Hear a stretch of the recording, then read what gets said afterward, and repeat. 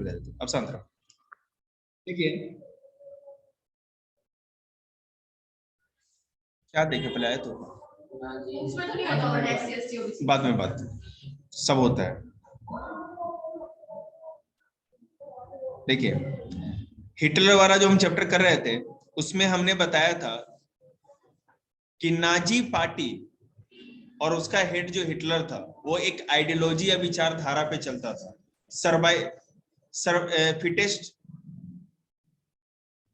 Survival of fittest पे। मतलब कि जो सबसे अधिक ताकतवर होगा वही जिएगा, जो कमजोर है वो मर जाएगा। और इसलिए उसने नॉर्डिक आर्यन मतलब ब्लू कलर्ड आईज वाले जर्मन नॉर्डिक आर्यन लोगों को ही अपने सेना में भर्ती किया, और जो लोग भी दूसरी जाति या कल्ट के थे उन सबों को मरवाना स्टार्ट कर दिया। जो मैंने उसमें पढ़ा था तो नॉर्डिक आर्यन की हाइट भी अच्छी खासी होती थी, मतलब और उसके साथ ही साथ बॉडी भी ठीक ठाक होती थी। बिल्कुल जी। उसके बाद the Nazi argument was simple. नाजियों का जो तर्क था, आर्गुमेंट था, बिल्कुल सिंपल था। एक बार बेटा पर्दा ठीक करके आना। नहीं वो कुछ नहीं थे। देखिए the strongest race would survive and the weak one would perish. The Aryan race was the finest, it had to retain its purity, become stronger and dominate the world.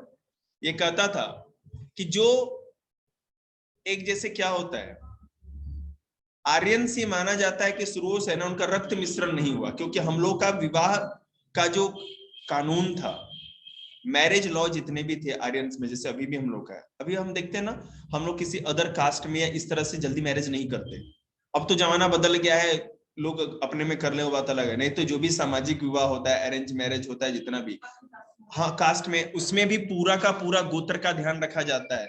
तो इससे हाँ इससे जेनेटिक वेरिएशन नहीं होगा।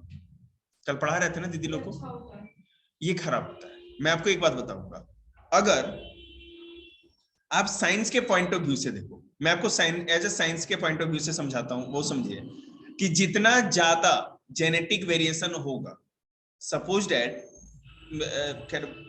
कैसे बोले समझ लो, जैसे मान लीजिए कोई ब्राह्मण का लड़का है या ब्राह्मण की लड़की जो भी है, अगर उनका मैरिज किसी ट्राइबल ग्रुप से या आदिवासी से हो जाए, क्योंकि बिल्कुल जातियों का दूर दूर तक कोई आमना सामना नहीं, तो उसके बाद जो बेबी होगा ना वो बहुत ही ज्यादा मतलब मेंटली फिजिकली बहुत ही फिट होगा, ये माना जाता है। उसके अंदर बहुत अलग अलग टाइप की स्पेशलिटी होगी, मतलब जो आम साधारण बच्चों में नहीं जी। ये सुपर पावर की बात नहीं कर रहा हूं, इसको जेनेटिक वेरिएशन कहते हैं। डीएनए इंजीनियरिंग में भी ऐसा ही होता है। डीएनए इंजीनियरिंग में क्या होता है कि अगर मान लीजिए किसी पौधे को आपको ऐसा बनाना है कि उसमें कीड़े बिल्कुल भी नहीं लगे, ठीक है, तो क्या करते हैं कि किसी जो फॉरेस्ट वाले इलाके का या जो वाइल्ड कोई क्रॉप का वैरायटी होता है उसके साथ उसको क्या कहते हैं क्रॉस कराया जाता है, ठीक है। इससे क्या होता है, उसके अंदर वो वेरिएशन उसके अंदर आता है, और उससे जो नया पौधा बन के निकलता है, बीज तैयार होता है, उसमें कीड़े कम लगेंगे और पैदावार भी अच्छी होगी। सामाजिक मैं वही तो बोल रहा हूँ, इसीलिए तो। लेकिन इसमें ये माना गया, जातियों के अंदर माना गया, शुरू से ऐसा माना जाता है, साइंस तो बाद में इस चीज को प्रूव किया ना, लेकिन जातियों में ऐसा माना जाता है कि अगर हम लोग अपनी इस क्या कहते हैं कास्ट और जो भी कल्ट होता है, हम लोग का क्लैन होता है, वंश, उसकी प्योरिटी को रखे तो ज्यादा अच्छा होता है। अच्छा इन द सेंस इसलिए होता है, लोग मानते हैं कि बहुत लोगों का मिश्रण नहीं हुआ है, कि कोई किसी से भी कास्ट से शादी कर लेता है, कोई कहीं भी मैरिज हो रहा है, कहीं बालक हो रहे हैं, समझ रहे ना, तो इसको सामाजिक रूप से अच्छा नहीं माना जाता। बात समझ रहे ना, इसका साइंटिफिक कोई बैकग्राउंड नहीं है। साइंस इस चीज को अच्छा मानता है, लेकिन हमारा समाज अच्छा नहीं मानता है। आप खुद ही सोचो, अगर हमारे समाज में हमारे जाति को छोड़ के कोई भी शादी करता है तो कितना समाज में बहिष्कृत नजर से देखा जाता है। हम लोग तो एक ही कास्ट में सेम गोत्र में भी नहीं करते, समझ रहे हैं ना, तो वही बात है। कौन? मैं समझ गया आपकी बात को, तो वो तो कर लेते हैं, लेकिन फिर भी वो क्या करते हैं कि दूसरे कास्ट में नहीं करना चाहते या कल्ट में। साउथ इंडिया में होता है, मुझे पता है, कजन्स होता है, पता है मेरे को, हिंदू में करते हैं। वहां पर तो ऐसा है ना कि मामा के लिए पहले रिश्ता है ना भांजी का आता है। भांजी अगर कोई लड़की है तो उससे पहले सबसे पहले उसके मामा का रिश्ता आता है। मैं आपको बताता हूँ, एक साउथ इंडियन थे, उनसे पता चला मेरे को ट्रेडिशन, ये पुराने जमाने का ट्रेडिशन था, अभी खत्म हो चुका है, और वो मना करेगा तभी लड़की की शादी। ऐसे ऐसे भी नियम कानून है, बहुत तरह की रीति रिवाज है, क्या करें। The other aspect of Hitler's ideology related to the geopolitical concept of Lebensraum or living space. ये चाहता था कि हम लोगों को स्पेस मिलना चाहिए, एकदम ये भीड़ हो गई है बिल्कुल हमारे देश में, कोई भी कहीं से भी आके बस गया है, समझ रहे हैं ना, तो हर जगह थोड़ी स्पेस मिलनी चाहिए। नॉर्डिक आर्यन नहीं रहे, बाद बाकी सबको हटा दिया जाए।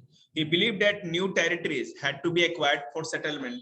नॉर्डिक आर्यन को अगर साम्राज्य बढ़ाना है तो इनको अलग अलग जगहों पे बसाने के लिए और भी नए नए इलाके को जीता जाए, वहां पर इन लोगों को बसाया जाए। This would enhance the area of the mother country while enabling the settlers on new land to retain an intimate link with the place of their origin. It would also enhance the material resource and power of the German nation. ठीक है, Germany के पास resources तो एक limited है, जितना ज्यादा इलाके तक बढ़ेंगे उतना ज्यादा क्षेत्र मिलेगा, उतने ज्यादा रिसोर्सेज मिलेंगे। जैसे कोई भी देश उस जमाने में अपनी कॉलोनी तो बनाना ही चाहते थे, यूरोपियन कंट्री ने ही दुनिया के हर क्षेत्रों में कॉलोनी इसलिए बनाई, उपनिवेश इसलिए जीते क्योंकि उनके पास कोई भी नेचुरल रिसोर्स था ही नहीं, तो ग्रोथ करते कहां से।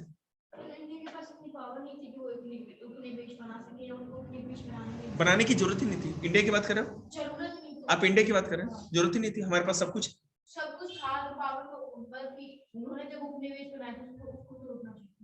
तो बेटे कौन रोकता, एक होते तब तो कोई यहाँ पर तो कोई एक था ही नहीं। जब तक मुगल डायनेस्टी ताकतवर थी औरंगजेब के समय तक, तब तक हिम्मत थी अंग्रेज के फुदक के निकल आते हो, लेकिन जैसे ही एक शासक नहीं था ना पूरे देश का, छोटे छोटे टुकड़ों में बटा हुआ था जी।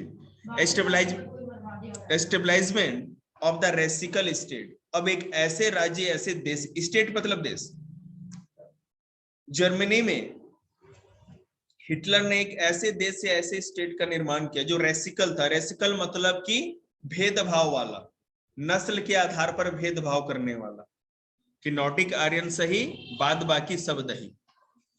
Once in power, the Nazis quickly began to implement their dream of creating an exclusive racial community of pure Germans by physically eliminating all those who were seen as undesirable in the extended empire.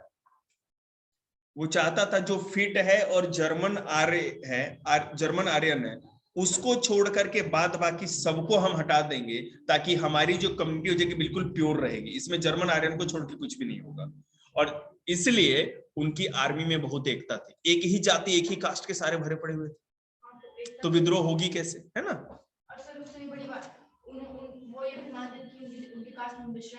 बिल्कुल, Nazis wanted only a society of pure and healthy Nordic Aryans. They alone were considered desirable. Only they were seen as worthy of prospering and multiplying against all others.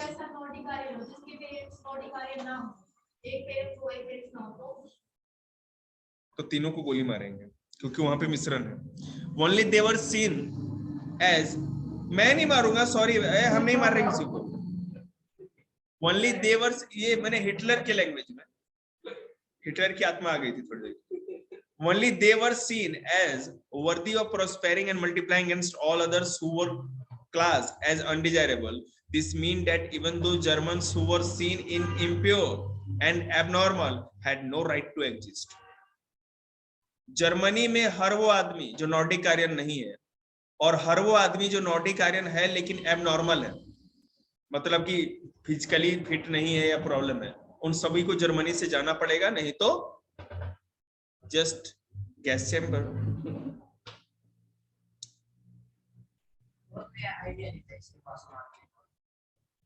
देखिएगा, under the euthanasia program, Hellmann's father along with other Nazi officials had condemned to death many Germans who were considered mentally or physically unfit.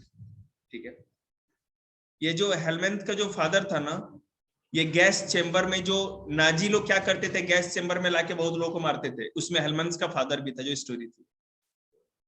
तो उसमें जो लोग भी physically और mentally fit नहीं थे Germany के, उन सभी को वहां पे लाया जाता था गैस चेंबर में, और गैस खोल के सबको भोले बाबा के दर्शन करा दिए जाते थे। जमराज, Jews were यहूदी not the only community classified as undesirable। याद रखिएगा, हिटलर केवल ज्यूस लोगों या यहूदियों को ही अनडिजायरेबल नहीं मानता था, मतलब अनैच्छिक। There were others, many gypsies and black living in Nazi Germany were considered as racial inferior, who treated the biological purity of the superior Aryan race। जितने भी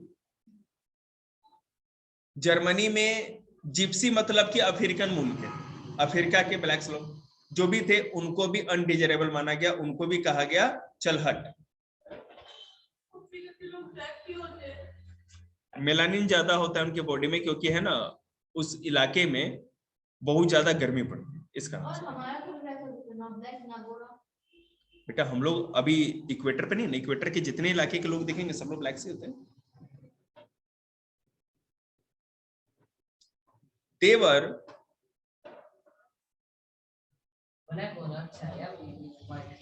नहीं, वहां पर ब्लैक होना जरूरी है। अगर वहां पर अगर ब्लैक कलर नहीं होगा ना उस क्लाइमेट में, तो आप सरवाइव नहीं कर पाओगे, आपकी स्किन को प्रॉब्लम होने लगेगी, स्किन में बहुत दिक्कत होगी, दिक्कत हो जाएगी। तो बेटा छाल पहन लो, उसका क्या कहते हैं, मैंने उसका स्किन उड़ा दो, बेरवा का। अरे ठंडी से तो बेटा बच सकते हैं ना, गर्मी से प्रॉब्लम होती है। ठंडी में क्या दिक्कत है, पहन लीजिए, एक से नहीं काम चला, मैंने 3 पहन रखे हैं, 4 पहन रखे, हो जाएगा काम, और क्या। देखेंगे, even Russian and Poles were considered subhuman and hence under serving of any humanity. When Germans occupied Poland and parts of Russia, captured civilians were forced to work as slave labor। Europe के लोग भी, Poland में बिल्कुल गोरे और हट्टे कट्टे एकदम लंबे चौड़े होते थे, रसिया का तो जानते ही आप लोग, वो भी ऐसे हैं। उनको भी जब ये लोग अटैक करके जर्मनी वालों ने अरेस्ट किया, पकड़ा, तो उनको गुलामों की तरह उनसे काम कराया गया, एक तरह से गुलाम बना लिया गया जर्मन सेना के द्वारा। बात समझ में आ रही है आप लोग को? मतलब जर्मन आर्यन को छोड़ के धरती पे जो भी है सब बकवास है, बस ये समझ लीजिए उनके नजर में। अरे बहुत ज्यादा, वो तो बस ये था ना कि इंडियन सुभाष चंद्र बोस से इसलिए वो मिले या मीटिंग की उसने, हिटलर ने, क्योंकि हम लोगों ने ब्रिटेन के खिलाफ उसको एक साथ देने का वादा किया था कि अगर आप किसी भी तरह, हिटलर ने कोई हेल्प नहीं की थी, आपको मैं बता दूं। हिटलर बोला कि मैं हेल्प नहीं कर सकता, तुम जाओ जापान के पास देख लो, अपना कुछ मिलता है तो। देखें, पागल था। चलो जिस लहजे में तुमने पूछा तो उसी लहजे में अच्छे जवाब दे दो, इसने सीरियसली पूछ लिया। एक्चुअली क्या था ना, 1942-43 के करीब गए थे सुभाष चंद्र बोस, और उस समय स्थिति बहुत खराब होती जा रही थी, जर्मनी हर तरफ से घिरता जा रहा था, तो वो खुद ही मर रहा था, वो क्या हेल्प करता बेचारा, तो खैर नहीं था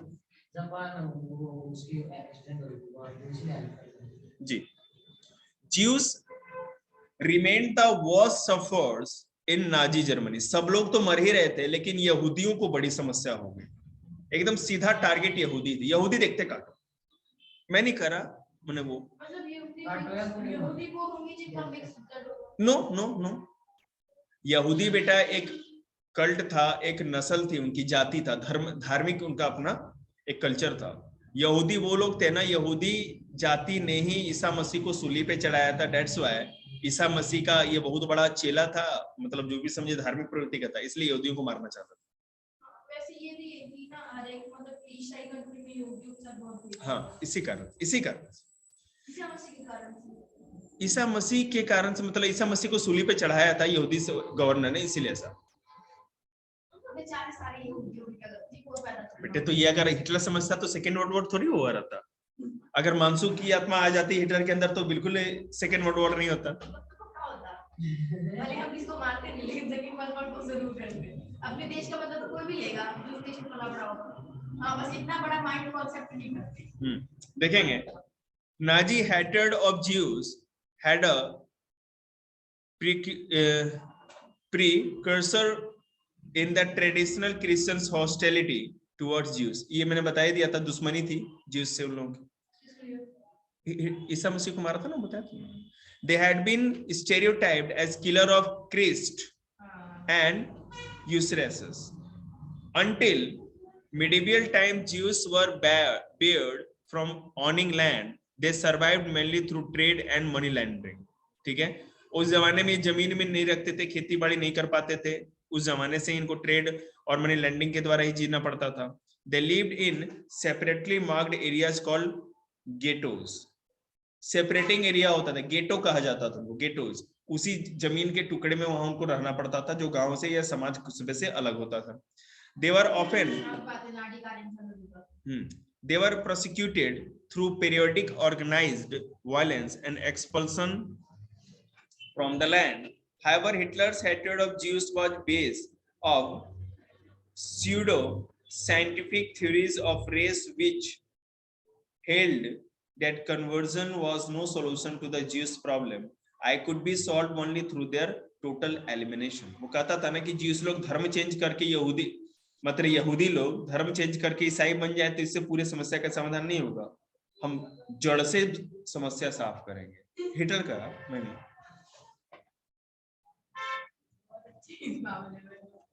from 1933 to 1938, the Nazis terrorized, pauperized the segregated the Jews, compelling them to leave the country.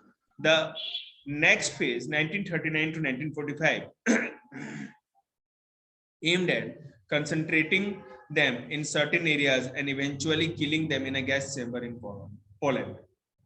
पहले तो एक जगह इकट्ठा करते थे इनको, जीस लोगों को, और पोलैंड वाले बाउंड्री पे ले जाकर के वहीं पे गैस चेंबर बना रखा था, डाला, आदमी खत्म।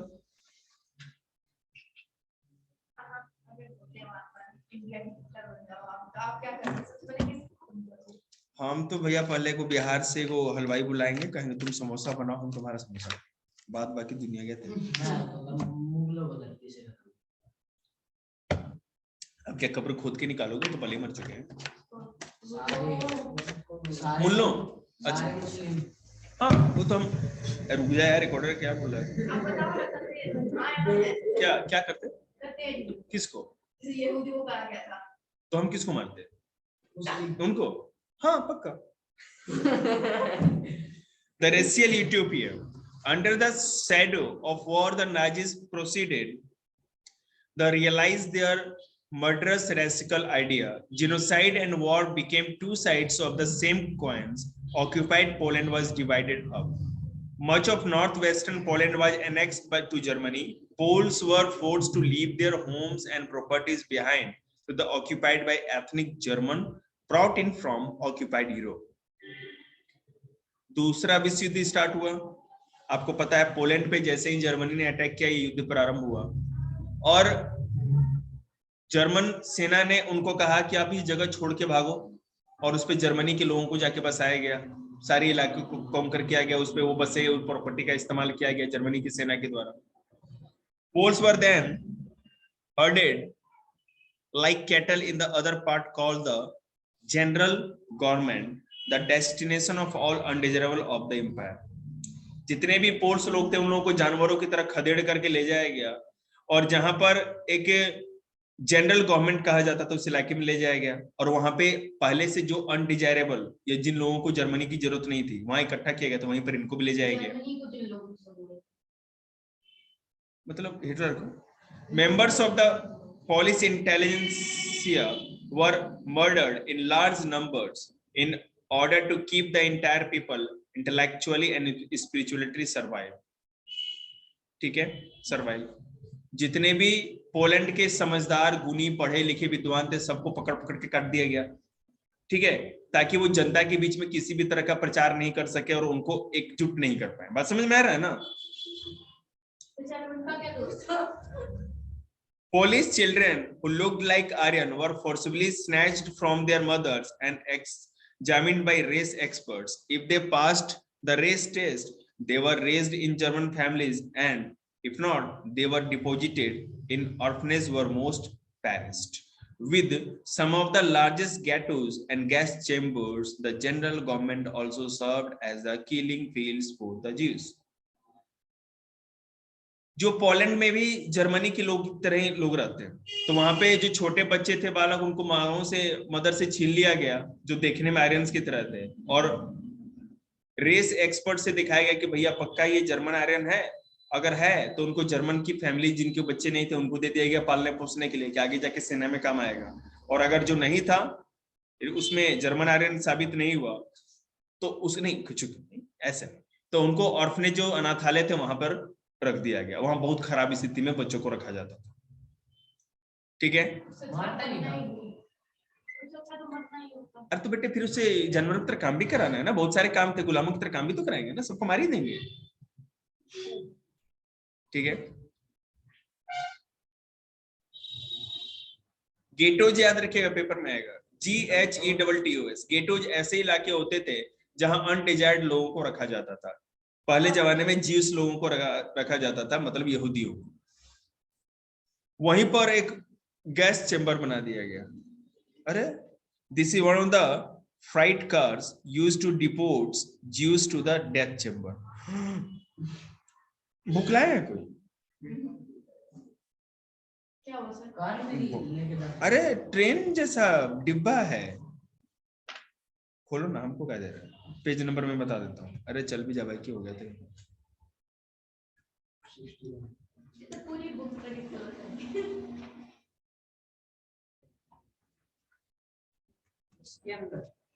हाँ दिखाओ ट्रेन का डब्बा उनको, बढ़िया। इसमें ज्यूस लोग को भरा जाता था और गैस चैम्बर तक ठूस करके ले जाया जाता था कि चलो मौत की सवारी पर।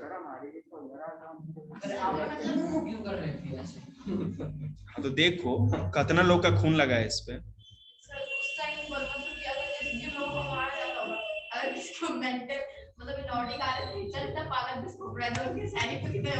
वहां तक जाते जाते याद ही मौत दे देती है लोगों को, टॉर्चर कर करके। हाँ तो बोलते हैं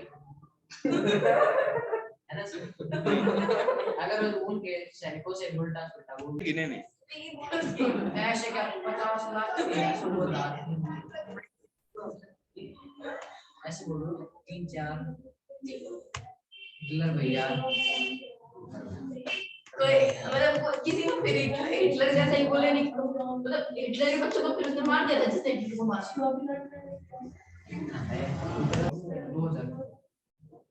चलिए देखिए, तो आपको तो ये पता ही है कि ज्यूस लोगों को ये गैस चैम्बर तक ले जाने वाली एक कोच थी जिसे लेके जाते थे।